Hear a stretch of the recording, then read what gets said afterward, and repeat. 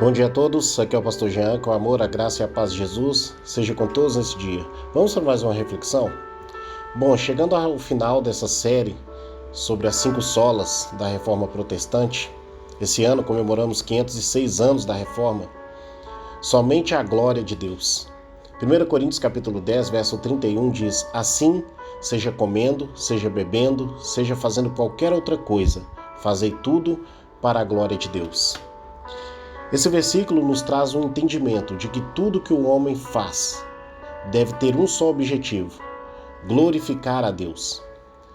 Isso deve mover todo ser humano e estimular a viver nesse mundo, glorificando a Deus. Ou seja, tudo existe para demonstrar as excelências de Deus e aumentar a sua glória. Ele é glorificado em nós e através de nós. Em Colossenses capítulo 3, verso 17, diz: E tudo o que fizerdes, seja em palavra, seja em ação, fazei-o em nome do Senhor Jesus, dando por ele graças a Deus Pai. Porém, um dos maiores problemas da sociedade, do homem, em todos os tempos, está na questão do seu próprio significado. Quem eu sou, por que eu existo, qual é o meu propósito? E na resposta a essas questões está um dos pontos principais da teologia reformada e da reforma protestante, pois entre os conceitos básicos da reforma figura a resposta mais profunda à questão da existência humana. Por que e para que o homem existe? A resposta é: o homem existe porque Deus o criou, e Deus o criou para a sua própria glória. Lá em Isaías capítulo 43, verso 7 diz: Tragam todos que me reconhecem como seu Deus, pois eu os criei para a minha glória, fui eu quem os formei.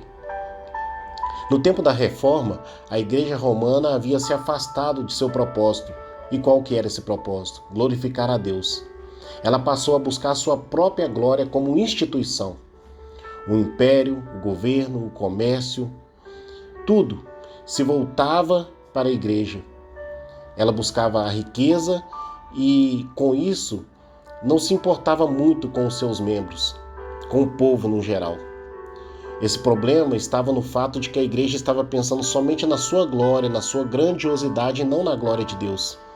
E Lutero, ele foi considerado um precursor da reforma. Por quê? Porque ele foi contra isso. Ele vivia para a igreja, até que descobriu que a igreja não estava vivendo para Cristo, e sim para o papado, e sim para ela mesma. E ele se levantou contra isso, e como eu disse, foi um precursor, um homem que mudou a história, o conceito da época, e que perpetua até os dias de hoje. Mas infelizmente, muitas igrejas hoje caem nesse mesmo erro. Não são poucas as igrejas que vivem para a sua glória e não para glorificar a Deus.